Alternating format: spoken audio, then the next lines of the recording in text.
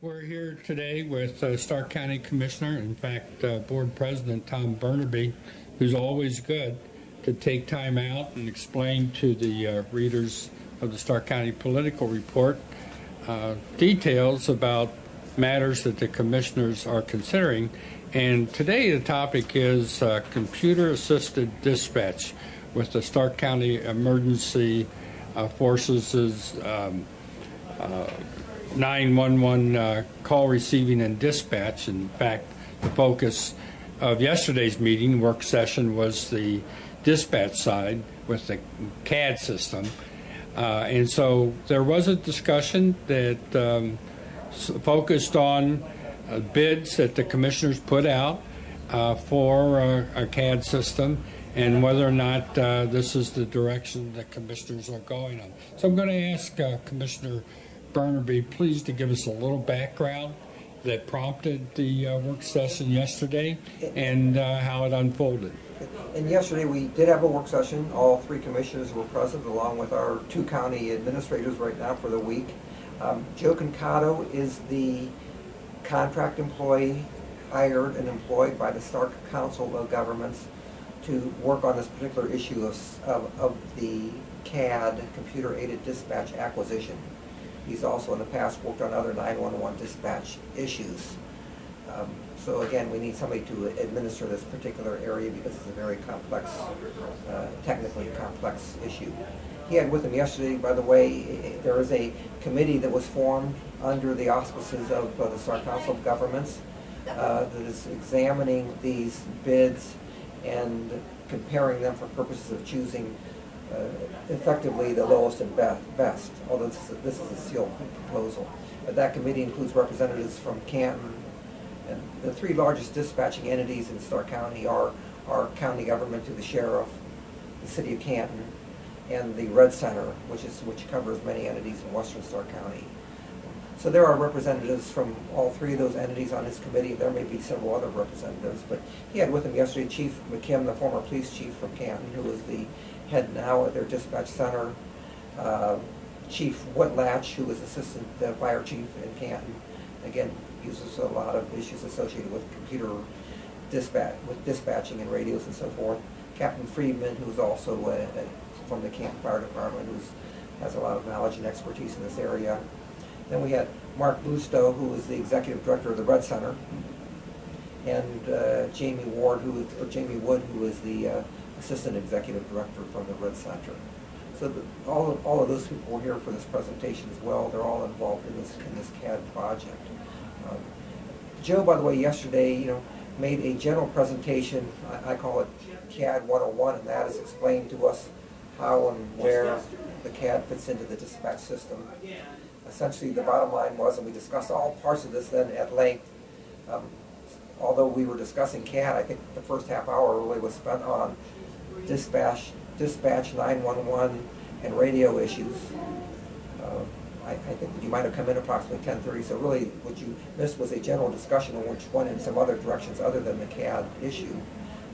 But again, we discussed the fact that a dispatch center really has effectively three arms or three parts to it. One is the 911 call taker portion of it, in which the calls are received, emergency calls are received either by landline or cell by the 911 operators and then distributed by the 911 system. The CAD system, and that's what we're talking about today, that would be a computer-aided dispatch. That is the software brains of the center. It would it actually looks at the 911 calls. It maps it on a map so that the actual human dispatchers can see where that call occurs on an actual map. It identifies potential units, that can respond to it, and can actually then and provides a lot of other information that is available to include leads information for police officers making stops. I think hazardous chemical lists, that if those are programmed into the system, it can tell a firefighter what may be or may not be in a burning building and so forth. So it can provide a lot of information which otherwise is not readily available. So those are two parts of the system. The third part is the dispatch, and the fourth part, really, I call them 3A and 3B, and that's the radio system.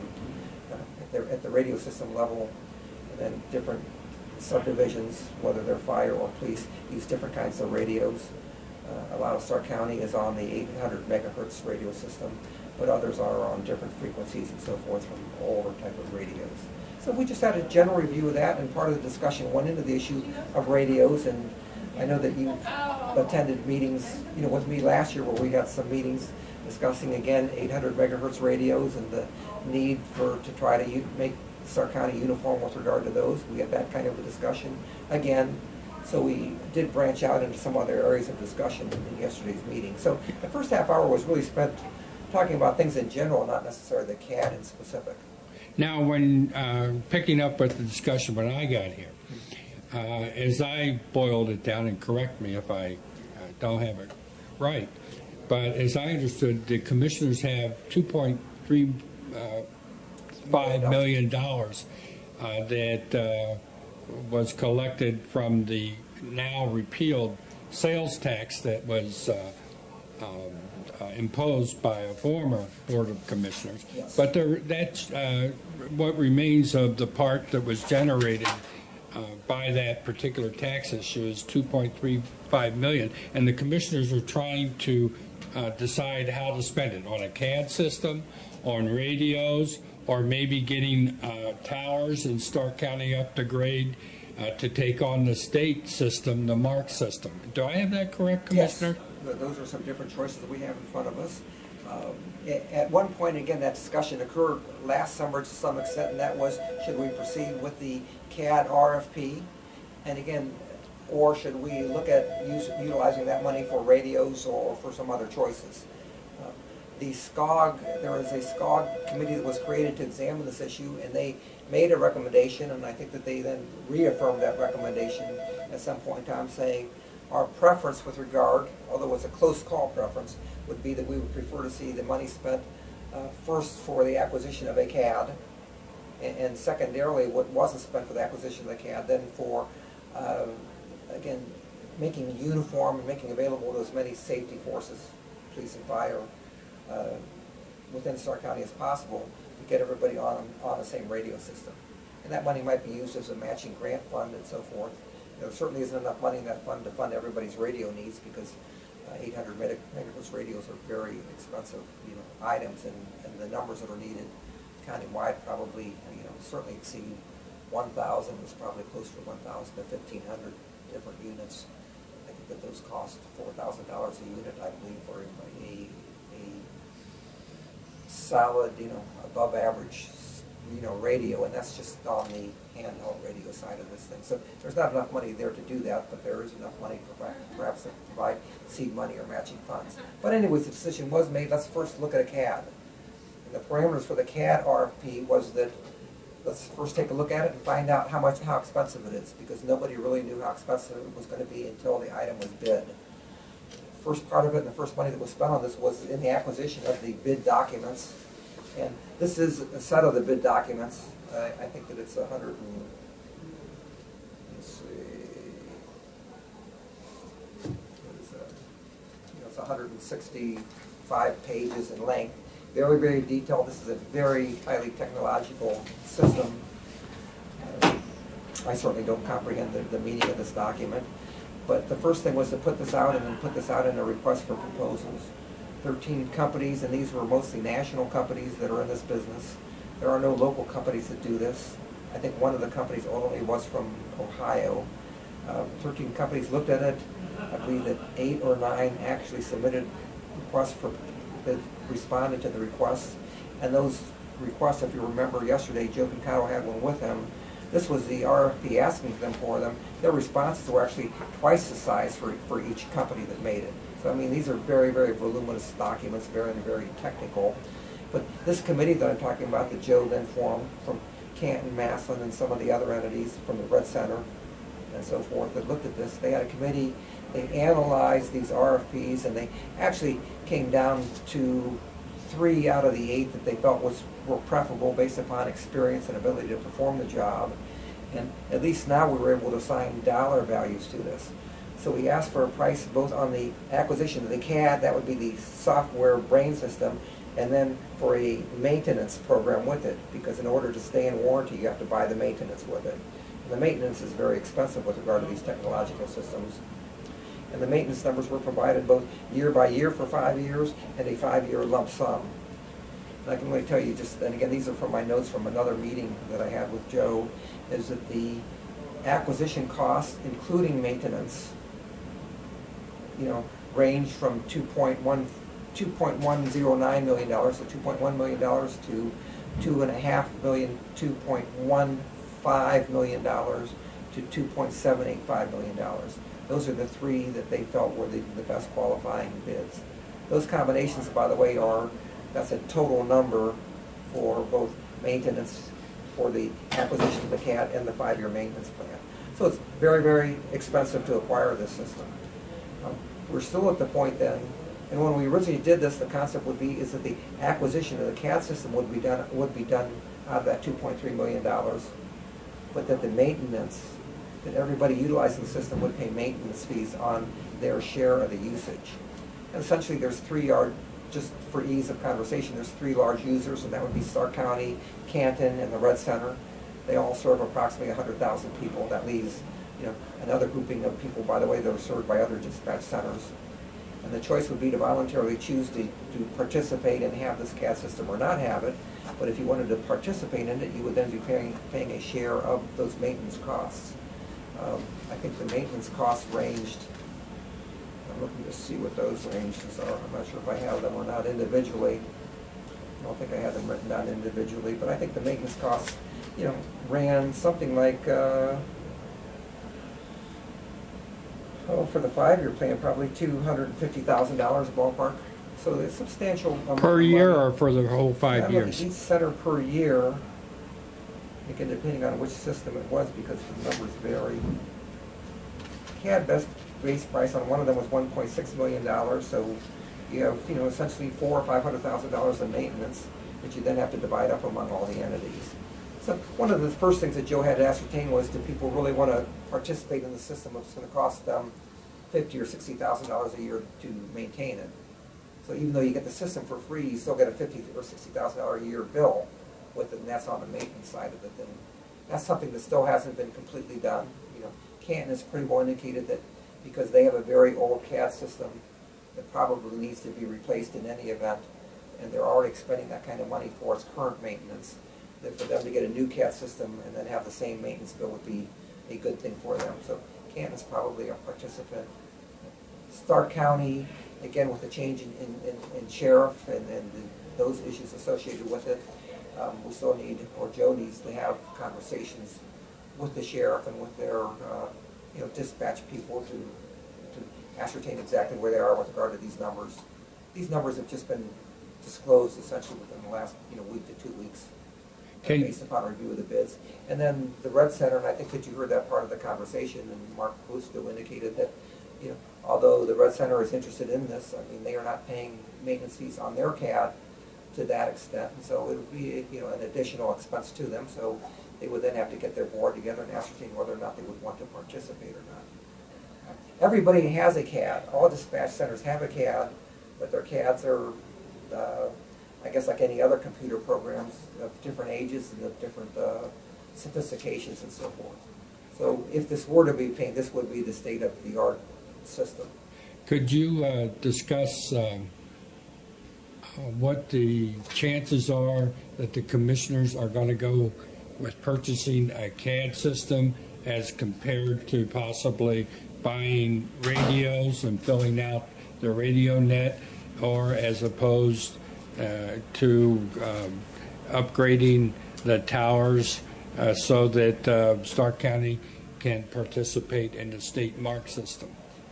Another alternative that we have, and that would be just to discuss quickly the radio circumstance in Stark County, and that is Canton and Stark County combined own a 800 megahertz system, which is currently state-of-the-art. And again, it operates very well. The concern about that particular radio system, though, is that at some point in the near future, and we're probably talking 5 years, maybe a little bit longer than that, that radio system, again, because of aging technology, is going to need to be replaced, or parts of it will need to be replaced. The capital costs, and again, this was not from yesterday's discussion, but probably from discussions that we had last year, or probably for that kind of a system to upgrade it and so forth. You're talking about, I'm talking about certainly $5, $10, $15 million. I mean, these are very, very, very expensive systems. The question became, should we be looking at and planning for replacement and ownership of our own system, or should we be considering another alternative, which is really just developing within the last 1 year period of time, and that is a statewide MARCS, and that is MARCS. I can't tell you what that stands for without looking in another file, but that is a statewide radio system. It is used, and it has been in operation, but up to this point in time within the last year, prior to the last year, it was used for state agencies, and primarily for the Highway Patrol. They were the largest user of it. But again, it's a radio system in conjunction with their dispatching system. They use it. The difficulty of the MARC system, though, is it was developed really for in-car type of radio signalization. It wasn't developed for in-building type of radio signalization. And fire departments in particular need in-building signalization, which means it's a much stronger, more intensive electromagnetic waves. And the MARC system, as presently designed, isn't designed for that. What they need is to have more towers. So if Stark County were to get involved in that system, instead of owning our system and having the big capital expense of, again, $10 or $15 million are the numbers of my recollection, we could probably get involved with the state on some kind of a contractual arrangement, utilize their system. We would provide to them, because Stark County has 10 towers for radio transmissions. The state of Ohio only has 3 in this area, so they need more towers that we could provide to them in order to enhance their system, so that we would have then in-building fire department coverage also if we went to their system. Though there's a cost associated with upgrading each of those towers, when I talk about cost, I think it's $250,000 perhaps to $500,000 per tower. They don't need necessarily 10 of them. There'd have to be a study of overlapping areas of coverage and so forth to determine how many they would or wouldn't need. So we don't know exactly what the capital cost of going to their system would be. But another capital cost of going to their system is that they are going to the next technology, and they just call it next gen, and that is the future technology of 800 megahertz. I think it's 700 to 800 megahertz radio systems. It's going to be a different digital technology, which is different and more sophisticated than what we have. That system then requires an upgrading of everybody's handheld radios and other radio units, and it also requires an upgrade of all the dispatching units that dispatch based upon the radio system. So there's other costs associated with it, but those costs in the long term still may be much more efficient to us than buying our own radio system again. The only reason that we were able to buy our radio system in the first place, that Kansas Stark County has one, and this dates back probably 10 years or so, was mostly that the radio system that we have was provided by federal and state grant monies. That money, as everybody knows, is drying up, so the future is not bright for the acquisition or assistance from the federal government with that kind of acquisition. So, MARCS, and again, a regionalized system is the direction that I think that things are going to go in the future. So that's a choice that we have. So that's a choice that we have between spending money today for a CAD system versus spending money today or keeping it aside as a rainy day fund for perhaps going to the MARC system in 2 or 3 years, or for using it in some other form with regard to radios. So that's another choice that we have. A third thing that this has developed today, and that is, it's now come to my attention that the state is looking at developing a state CAD system. And I, in fact, I'm going to later in the month of March going to go to a meeting in Columbus just to learn a little bit about it. So people here, some of the people that were previously pushing for a CAD system here, are now happy that we're proceeding slowly and taking a second look at this, because it may be that the direction on CAD may be, again I'm using the word may, because again I don't know what direction this ultimately will go, may be that we don't acquire our own CAD, but that we get on the state CAD system. So, a lot of things, a lot of different shoes yet to fall with regard to this. So it's going to be a while. You need, commissioners need to digest some more information. Yes. And so, what, 6 months, maybe I longer? don't know. I don't think that we can let these CAD bids, sit 6 months, because I think that they become out of date if we let them sit 6 months. Our conversation yesterday was that we would try to make a decision in the next, several weeks as to whether or not for them to proceed to the next step in their analysis of these bids.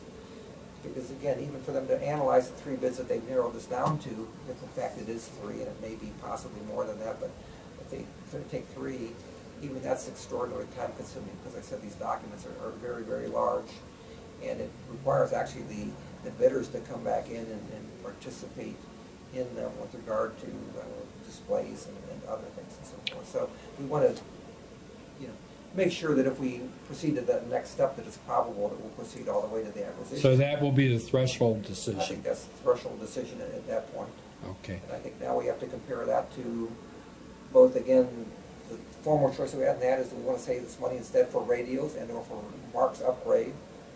Or do we want to now consider this CAD, state CAD system too? So we have another consideration to take into account. Okay. But, we're going to work on this. We don't want to misstep. I don't want to buy a $1.5 million CAD and then find out 3 years from now that the money would have been more wisely utilized for radios or for marks, and when in fact there's a state CAD now available. It's a choice. We're at that stage of technological choices, I guess, and that was that some of us were at with buying different kinds of. Whether you bought 8 tracks or whether you went with a different technology, whatever that was, we faced that in our ages, multiple times, by the way. And the choice at some point was, it looks like 50-50 to go with, Sony's, whatever they had versus, somebody else's and so forth. And, ultimately the market determines who wins out and who disappears. And sometimes, the wrong choices are made. So we're kind of at that threshold point where, there's different decisions to be made on this thing, so we need to keep looking at it without putting it on the back burner, because it's not going to the back burner. We need more time to analyze this thing, and I think now the next step is going to be to analyze this state CAD alternative and see what the timing is on that and the availability of that is. The good thing for the CAD is that everybody already has an operating CAD, and everybody can continue to operate on their CAD.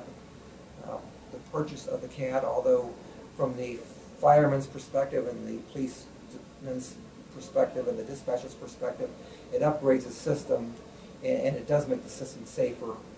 But I don't know that the taxpayer himself is ever going to notice that there's a quality difference in the performance of emergency response services. It may make emergency response services change from getting to the scene from 5 minutes to 4.5 minutes. No time is too quick in that circumstance.